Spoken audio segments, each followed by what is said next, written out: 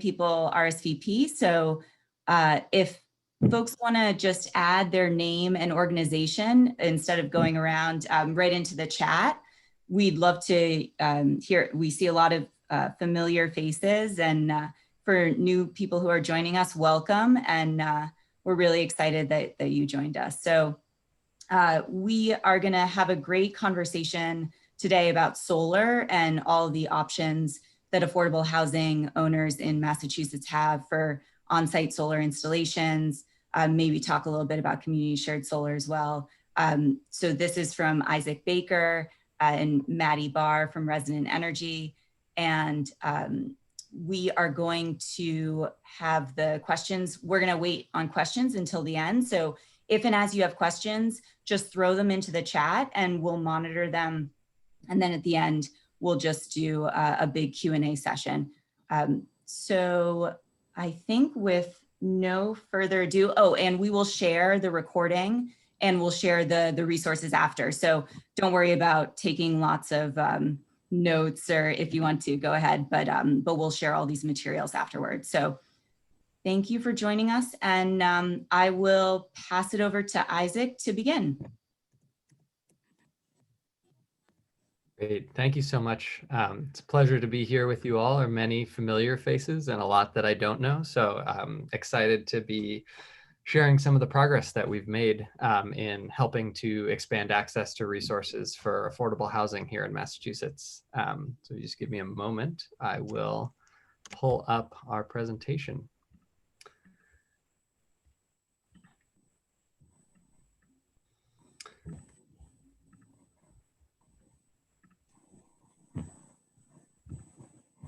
All right, can everybody see what we're working with here? Great. So quickly, here's what we're hoping to cover. And I am going to shoot to end by 11:45, 11:50 range here with this presentation, and leave some time in there for Q&A. So I'll try and move through this in about 20 minutes and leave time for questions at the end. If you do have questions, please put them in the chat and we'll be collecting them. And we will go through that at the end of this process. As far as the presentation here today goes, I want to start with some introductions so you have a little bit more context on myself and our work. And then want to move through, in particular, solar financing models, as I think many of you all have experience in the affordable housing community. The financing is kind of the big item. And then there are some other pieces to the puzzle that we've been learning and gathering in collaboration with many of you on the structural and the racking solutions, how we get solar physically onto buildings, the passive house and other certifications that are now starting to be required, whether it's needing to be net zero or energy positive with the city of Boston, LEED certifications, other pieces, how we're estimating energy usage, and some of these details will be for new construction and some for retrofitting existing. So we'll go through the rest of that as we move. To get started, just want to share a little bit more about myself. So on the call here, you've got myself and my colleague Madeline Barr from Resonant Energy. We are two of the co-founders of Resonant, and we are based in Dorchester in the Fields Corner area, and came together as a social enterprise dedicated to breaking down barriers to clean energy. Our first project, and actually our original offices, were in Codman Square, which this photo you can see in the background is of a church, the second church in Dorchester, which was one of our first projects in our early days as a social organization. In 2016, we focused on aggregating and bringing together houses of worship to help break down the barriers and bring more clean energy to that underserved part of the market. And then starting a couple of years ago, we expanded off of that into affordable housing, working with partners like Dorchester Bay Economic Development Corporation, and continuing relationships with many other organizations that has now grown into a really big part of our day-to-day work, which we'll be presenting on here. So this is just an example of some of our affordable housing work that we've now done as we've been scaling up the affordable housing side of our efforts quickly. As you can see in the top left, Madison Park Development Corporation. We can actually update that photo of that project is now installed. But starting in 2018, we started planning with Madison Park to do a retrofit of most of their existing opportunities in their portfolio. And that, that work is now basically done. We're turning the last system on this month. So we're excited about that. South Boston Neighborhood Development Corporation, we've got Amy on the call from SBNDC, who we're about halfway through retrofitting their portfolio with solar right now. Somerville Community Corporation, we've got Sam Latronica on, who's going to talk a little bit more about how that process has gone of retrofitting their portfolio. And then in the bottom right, we are working with NYCHA, the largest affordable housing owner in the country, to do a large retrofit and one of their innovation project as a low-income community solar initiative, as just some of the recent examples of the work that we're doing. And so with that, I'm going to go into some more details, but first just wanted to hand things over to Sam briefly to share more with you, so you can hear not from me as a solar developer working with you all, but hear directly from Sam about what that process has been like for Somerville Community Corporation. And I've pulled up some of the details of what this portfolio has materialized over the past year with them.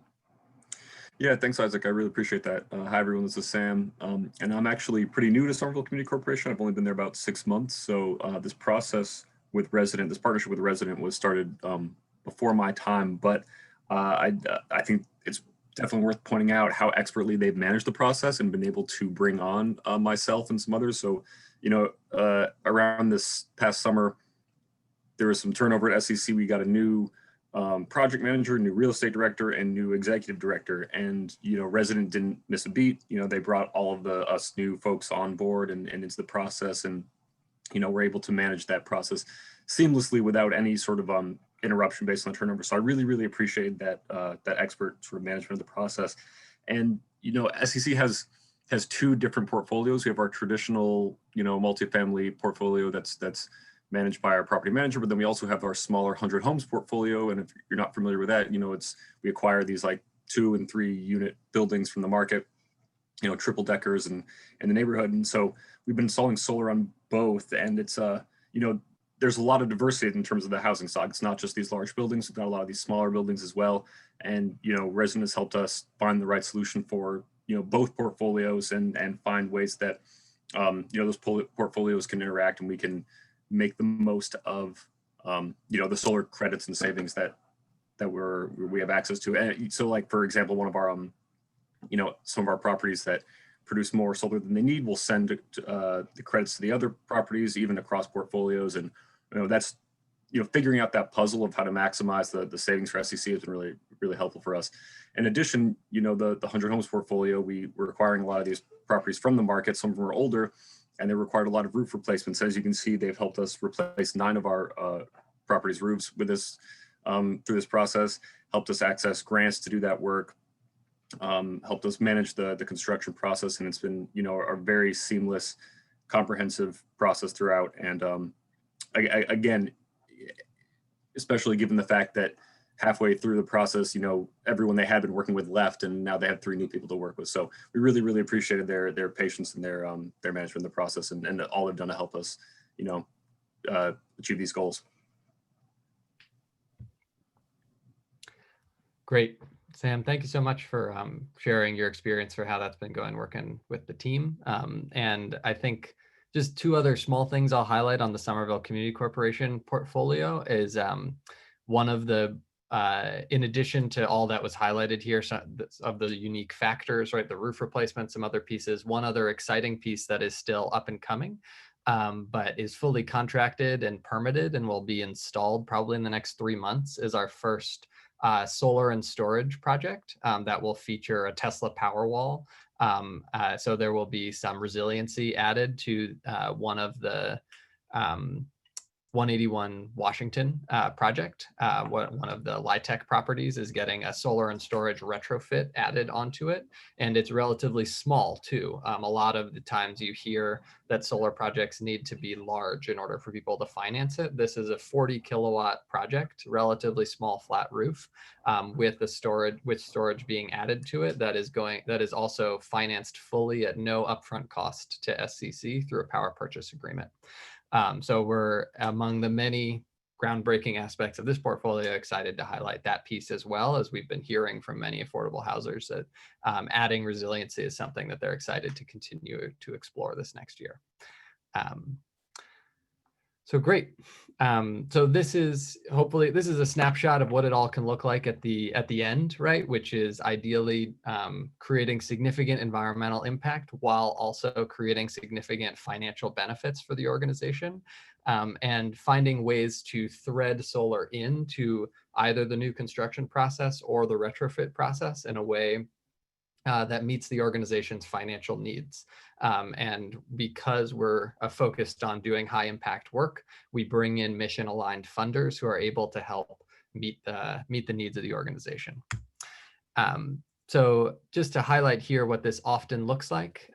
So for new construction, which we'll talk a little bit more about, we play a role in helping to integrate with the development side of an affordable housing team, and are often doing one of two financing options, but either a direct purchase where you're actually just owning it and building it into the budget for the building, or in many cases where affordable housing partners have run out of budget or would prefer to use that budget for something other than solar, we flip to a no-cost power purchase agreement.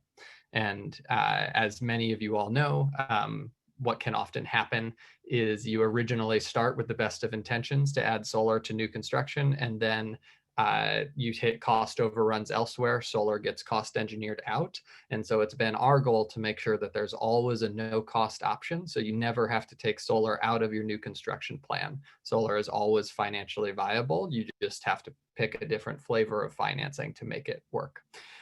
So that's the sort of the new construction thesis we've been operating with that's been working well. We had a really great example of that actually with a CDC recently with Nuestra CDC had exactly that happen. The cost of timber went up 30% and they needed to make room in the budget, and we were able to fill in a no cost option to help them still keep solar as part of the project. On the retrofit side, there's an array of different options, but basically it's almost always a no-cost option that we see, especially if it's still under its first 15 years of its LIHTC period, which we'll talk more about, but that's going to be one of the main options. And then there's what's called a prepaid PPA, which is you can think of as a hybrid ownership option. And this is a customized financing option for some of the projects that Sam talked about, like the 100 homes, where effectively there's no LIHTC partner. It's basically just a nonprofit owned building. So this could be their 100 homes portfolio, or it could be projects that are out of their LIHTC period, but still owned by a nonprofit affordable housing organization. Might be a good candidate for what we call this hybrid ownership, where we sell off the tax benefits in effect, but still get you the majority of the electricity and state incentive value. And so on that side of the house, our goal is to really figure out how to integrate with the asset management team at different affordable housing organizations and to help them identify where's the right moment in a project's life cycle where solar can integrate. And this is another way of looking at that. And what I'll say is this is a complex slide, so the goal is not to read every detail here, but this presentation will be made available by video, and we're also happy to circulate this as a PDF as well. So in going over the financing options, number one is direct ownership. This is probably the financing option affordable housing folks are most familiar with, as it's the most straightforward. And what we see, this is most common for new construction, right? Where you want to, you wrap the solar project into the cost of the building. And then the main legwork that needs to happen for direct ownership to work well in new construction is you have to figure out how to sell the tax credit to your LIHTC partner. Often which can be complicated, and some LIHTC partners are more and less open to that. And then you also need to persuade your senior lender to actually recognize the value streams that solar provides, which is a reduction in your operating costs by reducing the building's electricity, and an increase in a new cash incentive stream you get from owning the system outright, which is called the State's SMART program. So those are some of the pieces that we've helped coach folks through doing direct ownership in that way. And I'll give some examples on the next slide of who we've worked with and how that process has gone. As far as once we move out of new construction, the power purchase agreement becomes the #1 option for retrofitting onto existing building stock. And because so many projects have been built with solar-ready roofs over the last 10 years, this is really the opportunity, is all about a no-cost power purchase agreement. And it used to be, many folks would say that you had to have at least 200 or 500 kilowatts for a roof to make this happen.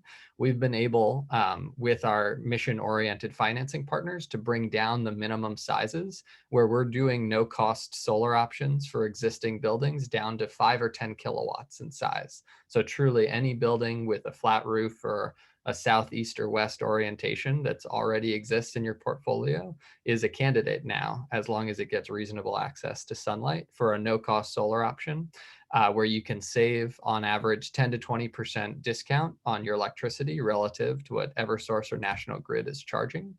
And you have a clear pathway forward. And so we typically look at that for projects in years 1 through 10. Where we think of one of the other factors for suitability is making sure that the roof is not too old. So those are some of the key pieces for where a power purchase agreement is most suitable.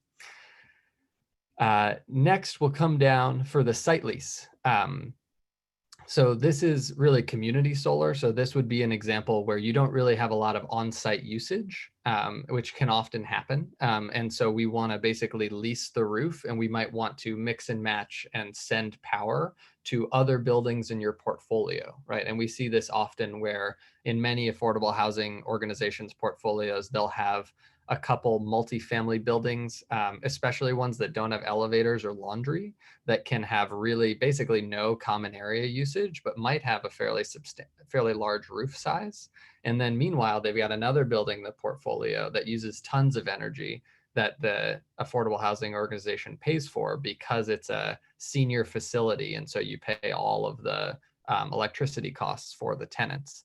And so we can actually, on a portfolio level, do mixing and matching, where we can make use of roof space in building A and help bring the electricity to offset the electric bills at building B. And so that's where this site lease and community solar can come into play.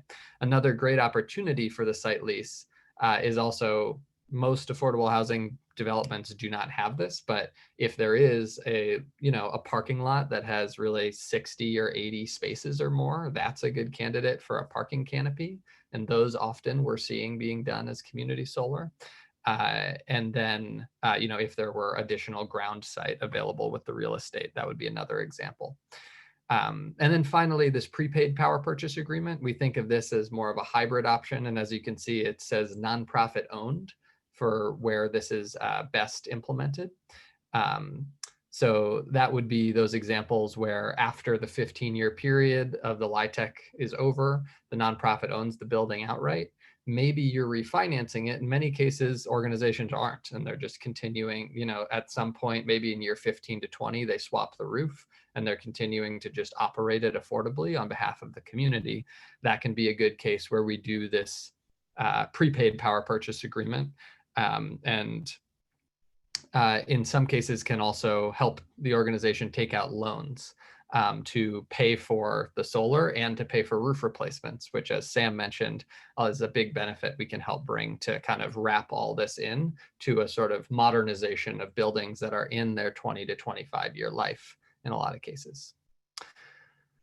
So those are the new financing tools that we're now putting to work, and just wanted to share some examples of how those are being implemented. So here, as I mentioned, for MPDC, we did a retrofit, exclusively retrofits of their existing buildings, all of which were LIHTC buildings. And so we did 17 rooftop sites across their portfolio. And those were because they were all still under their LIHTC period and they had all been built in the last 10 years. We did all no cost options because you can't introduce any new spending to a LIHTC building after it's been constructed. For Somerville Community Corporation, they had, and SBNDC, they had properties in different categories. Some they owned outright with no equity partners. Some were under LIHTC partnerships. And so we did a mix and match where you can see the no-cost PPAs. Those were projects in their first 10 years that still had a LIHTC partner active. And then for the prepaid PPAs, those were those projects where they owned the building outright already, and we helped them take out loans to both pay for their portion of the prepayment of the PPA, which is what the prepaid PPA stands for, and then to also take out loans to fund roof replacements. So which was how we were, and getting access to low cost loans was the way we were able to help them figure out how to do both the roof swap and the solar at the same time.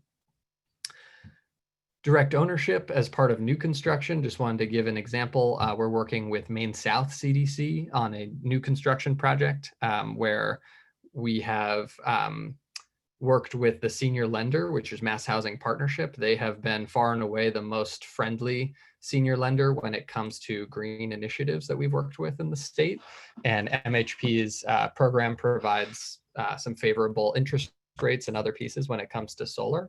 And so we've had a lot of success in working with them to get solar to be part of their underwriting, where they can actually lend you more as a developer once they understand the value that solar is bringing and reducing operating costs for the building. And then finally, for this site lease piece, we are in NYCHA that we showed that example. We're actually doing, that happens to be in New York City. They have slightly different policies there. And we are doing we're renting the roofs and actually distributing credits directly to tenants in the 60 to 80% AMI bucket. And I won't go into tons of detail on that because it's fairly complicated how that all came together, but just to say it is possible to do low-income community solar and to have benefit actually flowing directly to tenants. And it depends on the building and the classification of income in terms of whether or not we're able to provide additional value, because many residents in affordable housing buildings are already getting energy subsidies through HUD. So that's always a question to figure out. But for some larger rooftop sites, it's possible to do low-income community solar as well. All right, so we're going to move on from financing, which was the meat and potatoes of the presentation here, and want to talk a little bit about structural and racking solutions. So here again, I think we'll think about some of the most straightforward aspects of solar. So number one is a ballast mounted, and this would be especially for folks thinking about new construction. So ballast would be for a flat roof. And what ballast means is that the solar panels would actually be weighed down by small cement bricks, which would keep it from, would allow it to meet the wind uplift requirements so that your panels do not blow off the roof in even gale force winds, using an array of ballast blocks to weigh the system down. So the benefit is that for a flat roof, there's no penetrations. And the trade-off is that the weight is a little bit higher, 6 to 9 pounds per square foot. For that reason, for new construction, we always advise that people leave 10 pounds per square foot of additional dead load in their new construction building so that solar with a ballast mounted racking can fit right on top. And that's the easiest retrofit from a cost and integration perspective with the building. So the next one down is ballast with glue attachments. So this is for some roofing materials, we can actually lower the weight here from 6 to 9 pounds. We can actually cut that roughly in half by supplementing the ballast blocks with a glue attachment, which actually we install, if it's a rubber roof, we would glue another layer of rubber to it that actually has some screws in it, so that without making a penetration through the fundamental roof membrane, we can get some additional attachment, but can reduce the number of ballast blocks we need. So that's another new and innovative racking solution. And we've used that in some retrofits with buildings in the Boston area where they have relatively less structural capacity. The building wasn't designed to be solar ready. So we're trying to get a flat roof system up there while not, while having a bunch less weight, because the building wasn't designed for 9 pounds, but could support 3 or 4. Finally, the last one perhaps folks are most familiar with is mechanical attachments. So for a sloped roof, this would be where you are mechanically attaching and fastening the racking system that holds the solar panels onto the roof. And this is for sloped roofs, you have to make a penetration through the sloped roof and the asphalt shingles and actually mechanically attach the panels. And one thing that I've made a note, this is something we've been learning more about recently, but a lot of our new construction partners are building deep energy retrofit buildings where they've got, like 12 inches of blue board to do a lot of insulation right underneath the roof, which is great from an energy perspective, but is challenging for solar, because if we can't, sometimes for flat roofs, we can't actually, we can't do ballast only because the system is too broken up, or there's different reasons why ballast might not work for a given roof. And so in those examples where we have to do some mechanical attachments, we've encouraged folks to install another layer of decking on top of the insulation. And that gives us something to attach to instead of trying to find a 16-inch bolt to go through all of the insulation to the bottom layer of decking. So these are just some examples on the design front of ways you can make a roof more friendly and possible for solar development. This is another example that I'll use. So this is a kind of racking we're using for some of our partners who are helping to get to the City of Boston's Energy Positive program. So as you can see, this is actually an example photo from a project Madeline and I have worked on for a temple in Newton.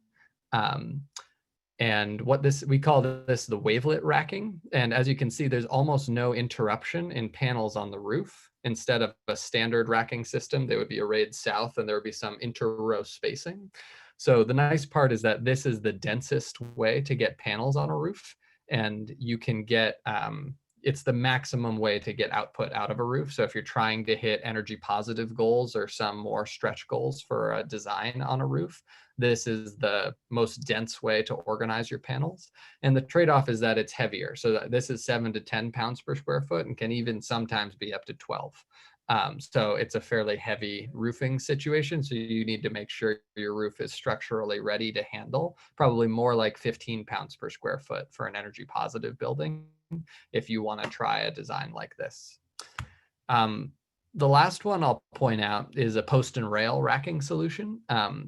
So this one is interesting where, as you can see, the panels are actually raised above the roof surface and there are, mechanical attachments. So this is actually, each one of these posts is going and mechanically attaching to the roof surface. So the trade-off is you'll have a bunch of penetrations. And a benefit, as you'll see, this is a New York City application, is that there's lots of gas lines and different, vents and other things that would otherwise be making it hard to put solar panels on this part of the roof. By raising it up a few feet, you're actually able to fit a lot of solar in that area. So it can be a good solution. And the trade-off, and the other big benefit is that this solution, some think, and the regional property management folks at WIN companies are a good example, think that this is the right solution in a lot of cases because you can replace the roof without actually moving the panels, which is one big benefit that people highlight. And the trade-off is there's about a 20 to 25% cost increase because this racking solution is more labor intensive and to some degree more parts intensive. So these are all great examples of ways you can actually integrate fundamentally into the roofing system itself. So I'll talk a little bit just briefly about, I was mentioning building certification. So this is, again, particularly useful for on the new construction side of the house, but as mentioned, our three most common certifications we're helping folks hit on the new construction side: LEED, to a great passive house. I would say 90% of the new construction projects coming across our desk right now are starting to move towards the FIAS requirements. And then City of Boston's net zero. So we're helping a number of the developers who have won leases, both commercial developers and affordable housing developers, helping them design a solar system that helps them meet the energy positive requirements, where solar is really the only way to check that box, or the most cost effective way to check that box on the certification side. Next, I wanted to quickly talk about energy estimating. So again, this is particularly useful for new construction. And I think is part of what I think of as the 2.0 for affordable housing, where for a long time, folks have been, a lot of the pro formas for affordable housing on energy are just say, well, we got 40 units, and so we'll put in the pro forma 40 times, X kilowatt hours per unit, and that'll be an assumption on how we do energy estimating. And what we're noting here is, in order to really integrate solar successfully, what we're going to want to do is figure out how to learn a little bit more about the energy modeling for the building. So the kinds of things we dig into with clients are, is the building on single or three-phase service, which impacts the net metering and different financial rules for how solar works?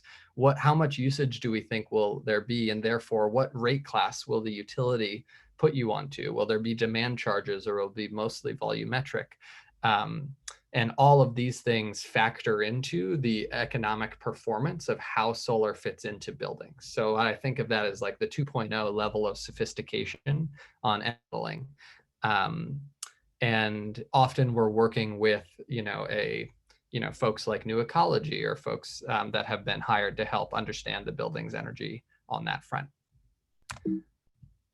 And this is just an example of often what we're going off of, where, we'll get an understanding of, the common area has XYZ items that are tied into it. And then we understand, here's what a rough level of what we estimate the kilowatt hours per year will be associated with each of these. And this helps us come up with kind of a base case energy model that we can think about how solar integrates and plays with on the common area, which is what we're mostly tying into for affordable housing in Massachusetts.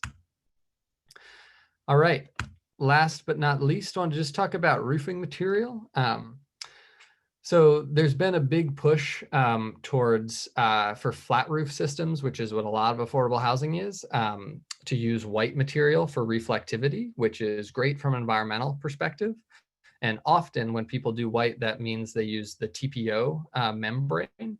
And just to say, that can be a challenge and a barrier for solar, because the TPO plastic system is a little bit harder to seal when you make penetrations through it, and the manufacturers are a little bit more concerned about it. So they have slightly more restrictive rules about how you integrate solar onto a TPO system, roofing system. So this is just a best practice that we're sharing. We're starting to encourage folks working on new construction to adopt white EPDM, right, which would be a white rubber versus the TPO plastic surface, where you have a little bit easier time integrating solar onto those flat roofs, especially if you're not able to do a ballast solution and avoid penetrations entirely. So that's a final quick best practice item. And this is just to talk about roof warranties, because people are always asking and always concerned, and it makes sense.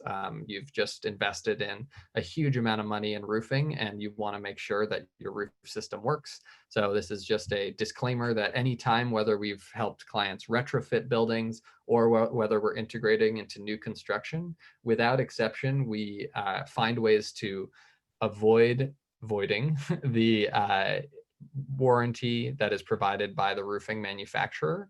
And depending on the type of solar installation, it's different for each of them. So some might charge you $1,500 and require someone to come out and do an inspection before solar and after solar is installed.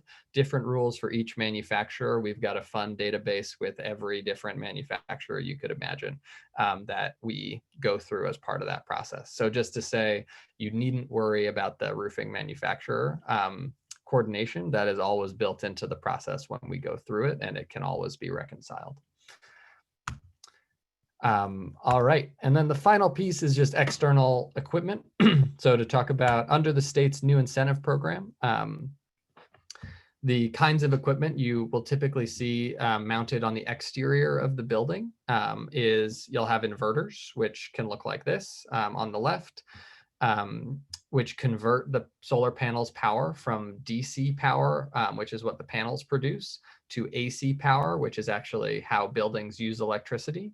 So it comes off the roof in a conduit, gets converted into AC power, that then flows through a disconnect switch, which is for first responders. If there's a fire, they can quickly come to the exterior of the building and turn and power down the system, and then they can start spraying water on it and all the rest safely. Then there's the smart meter. So this is a meter that is owned and operated by the utility. So we install a box for them, and then at the end of the solar process, the utility comes out and installs a meter. And this meter exists solely to track the energy production and provides the basis on which, when they pay out incentives, Massachusetts Smart Program pays out in performance-based incentives. This meter tracks that production, and then every month they pay out the incentive to the system owner. If you own the system, you get the cash incentives from the state. If a third party owns the system, they get the cash incentives from the state, just depending on the financing option. And then the last one is your existing common area or customer meter. And obviously this is a residential application, so this is just for an example. And this, will likely be part of a meter bank of, alongside your 30 to 40 meters in a multifamily building. And then this is just to show for a commercial setup, when you move from the residential inverter to a commercial inverter setup, sometimes you need multiple. So often our projects will have probably 2 to 3 of these boxes will be required in order to accommodate the design. And then last but not least, just to say that once you get to the end of the road on all of this, it is fun and exciting to get to power your system on. And this is from one of our residential customers in Dorchester that we thought we'd share just as a fun aside. And with that, that ends our presentation. I hope this was helpful on giving you a quick primer on some of the new things that are happening in solar financing and construction to make PV easier to integrate into your projects, whether they are new construction or at any point in the retrofit cycle. Thanks for having me on here. Thanks, Isaac. So I've been keeping a watch on the chat. It doesn't look like any questions. I've got one question here. About Massachusetts state cash incentives and whether they're being used up at a rapid rate. Do you expect that will impact funding partnerships moving forward? That is a great question and is absolutely true.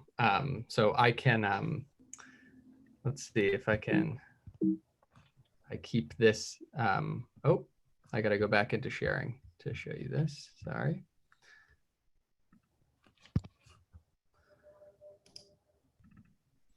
All right, so I'm pulling up my trusty Massachusetts utility map because this is a helpful tool for explaining this question. So the short answer to this question is yes, the incentives are getting used up. So what we have here is you have the gray towns, cities and towns are municipalities. Are municipal light districts where they do not have an investor-owned utility. Those do not have any incentives available under the Massachusetts SMART program. A few of the most progressive ones have launched small-scale incentive programs for solar, like Concord in particular. But otherwise, I would say for the most part, if you're in a muni in Massachusetts, the incentive and kind of economics for solar usually don't work very well for affordable housing.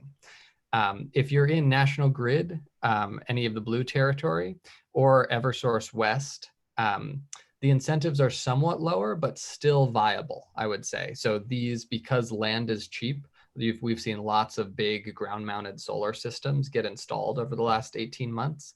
And those big ground mounted systems are using up the total pie of solar incentive because it's been designed by the state on a first come, first serve basis. So the incentives are ramping down somewhat more quickly. And if your project is in Greater Boston or in Eversource East, in this, in the Southeast on the Cape, the incentives here are still very high because it's a more urbanized environment. There's fewer places to place large ground mounted systems. And so for that reason, the incentives have not moved down as quickly. But all that's to say is that the incentives are moving down on a first come, first serve basis at the state level. And there is a breaking point at which the economics no longer work. So I would say we've really got one more year right now of really great incentives for this 2020-21 year. And then things will continue to move down, I think, fairly rapidly. And we'll have to start looking to the state for, will they re-up another program or things like that going forward.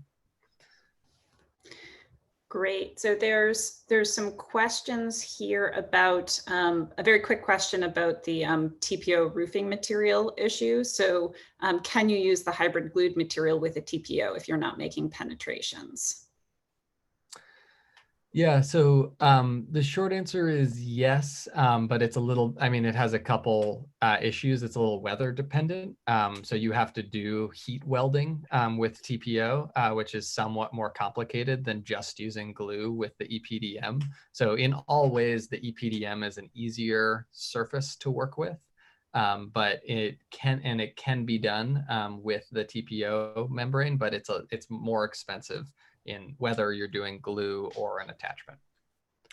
So also a question on the community solar option and just the prominence of whether you're seeing people use this approach more frequently now, where they're sending credits, from one building to another building. It seems like from your presentation, you're seeing that more and more happening, but is that a trend you would say is kind of real and increasing? Very much so, yeah. With Madison Park, Somerville Community Corporation, and SBNDC, each one of those portfolios involved a fairly substantial amount of reallocation of power. And it was often reallocating power from the smaller buildings that each organization owned, which might be like the small, medium, or oversized triple decker, which doesn't really have any common area usage, right? It's just got, a couple light bulbs in the hallway. Those kinds of buildings have been exporting onto the larger developments in a lot of people's portfolios. So each one of those three involved export. So can you talk a little bit about rate classification? And Nate, feel free to jump in and unmute yourself and describe your question a little bit more, but it sounds like Nate had mentioned that he had a new construction FIAS project recently where rate classification was a challenge. Is that something that resonates with you as it relates to the solar side of things? Absolutely. So it's interesting the rate class has some science to it and a little bit of art. And as folks know, working on new construction projects with the utilities, it seems like it's science and there's a lot of art to getting anything done with our utilities in the state. So the difference between the rate classes makes a big difference, moving from a small commercial rate where the solar might offset value for the building at like 20 to 22 cents a kilowatt hour versus moving to a larger commercial rate, which would be moving from a B1 or a G1 up to a G2 or a B2. Those G2 or B2 classes, we can only offset value at somewhere in the realm of 13 to 15 cents. Because there get introduced all these new demand charges that solar can't actually reliably eliminate without adding storage, which is a very complicated new add in a lot of cases. So sure, I'm happy to speak more about it, but the short version is that the rate classes are a big part of what we look into, especially for new construction where that hasn't been assigned yet, and there's a little bit of strategizing that needs to be done. So a couple questions about operations and maintenance. One of them specifically about technologies that can provide alerts when systems are down, but then also just a general question about maintenance contracts and the recommendation around implementing maintenance contracts to make sure that these systems are getting performance. So the answer to this might be different on whether or not a client owns it as a direct ownership project versus a PPA, but maybe you can talk about how it's handled in those two different circumstances. Yeah, absolutely. So the good news is that solar's come a long way as far as monitoring goes. So depending on your building, almost all of our projects are using SolarEdge for the inverter system, which converts from DC to AC. And SolarEdge comes with optimizers, which is a little, piece of equipment that attaches to the back of each individual panel. And with that comes the ability to monitor the system for any given project. You can monitor the performance of the project, not just in aggregate, but at the panel level. And you can do it all remotely from the comfort of your computer or during COVID from the comfort of your bedroom, as many of us are doing now. And so the monitoring has gotten a lot better, and either we tie into a building's existing internet source if they have internet, or for many multifamily buildings, we'll install a cell chip and it will send out that data over, an AT&T network in effect. So you aren't reliant on on-site internet in order to be able to gather that info. As far as the operations and maintenance, as Lauren rightly noted, for the no-cost power purchase agreements, that is one of the big benefits that clients cite in doing that, which is that if you don't own the equipment, it's not your responsibility to insure or maintain it.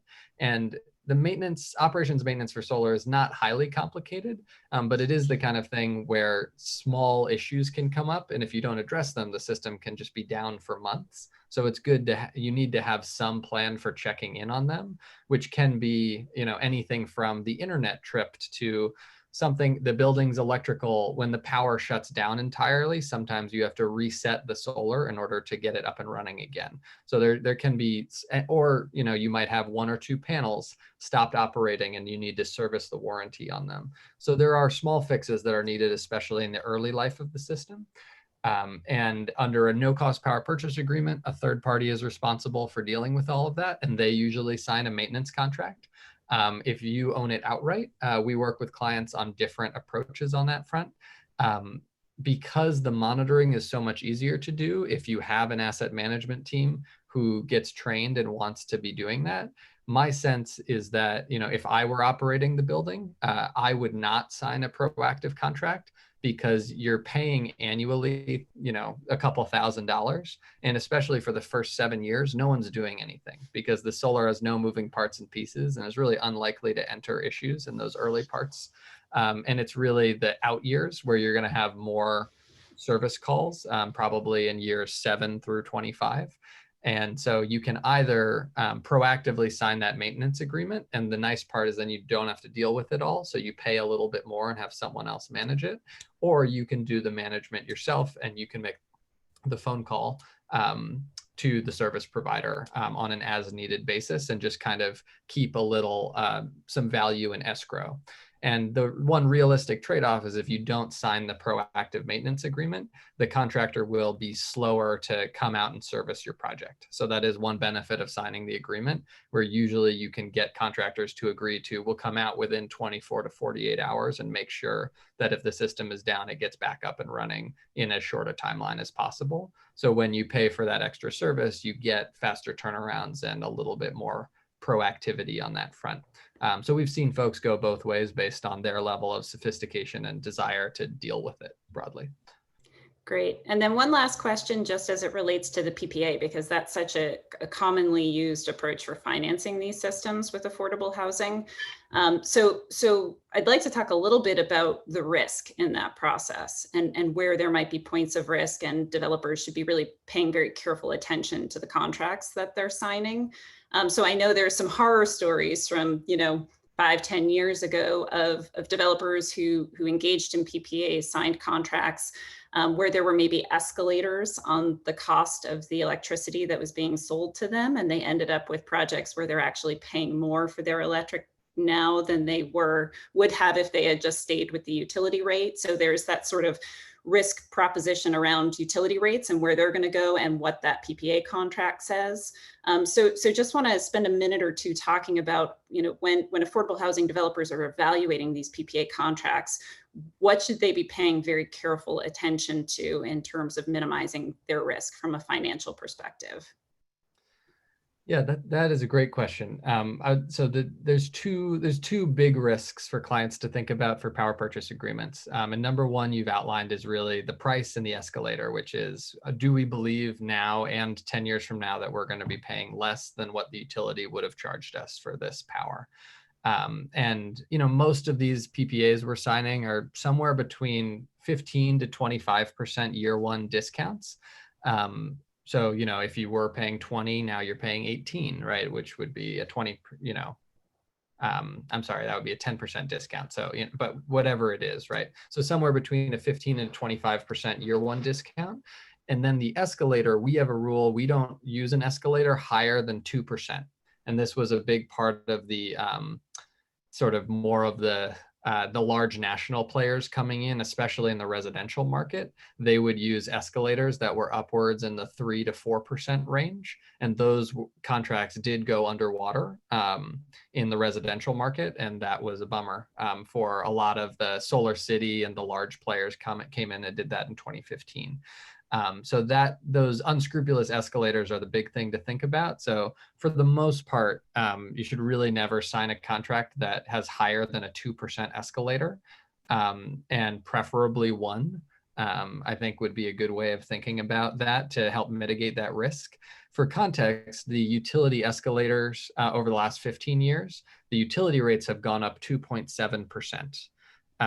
Over the last 15 years. So in theory, as long as you're anywhere below 2.7, you won't be underwater on an average basis, but utility rates do move up and down.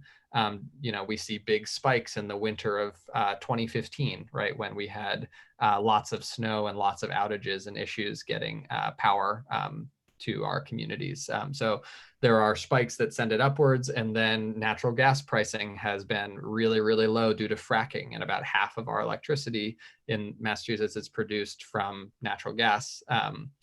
And so that has driven prices down to some degree. So there's an interesting tension of what our electricity prices will look like going forward. But I think we have every reason to believe that rates will continue to go up. There's an enormous amount of costs our electric utilities are going to absorb over the next 10 years to do grid modernization, to accommodate electric vehicles, to accommodate all of the new electric usage as we start to electrify everything in our society. So there will be no shortage of new costs that the utilities are taking on and rate basing, basically passing on to all of us. But there is always risk on that front. So that's something to think about, is making sure those escalators are low and that your year one discount is as good as it can be, probably with not less than a 15% year one discount, ideally in the 20 range.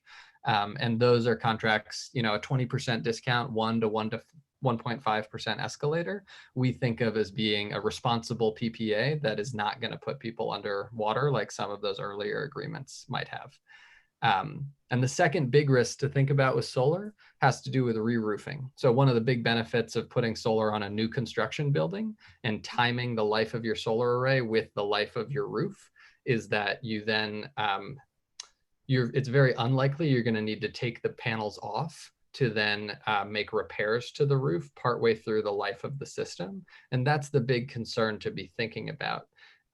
Because it is expensive to temporarily remove and reinstall the panels. So it adds an additional cost to having to make repairs to the roof if you do have a leak or something emerge.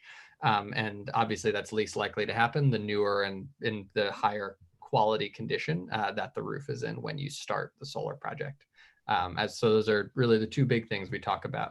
But under a power purchase agreement, even if you sign a no cost agreement, you are responsible as the building owner for paying for the temporary removal and reinstallation. So that's the other big cost factor to be considering with some of these contracts. Great. So we're actually getting sort of a bunch of questions coming in here, but I know we're at the very end of the presentation. So Emily, I'm wondering, is there an option here where we can respond to some of these questions, maybe in writing after the presentation, and we'll include that with the notes that we send out?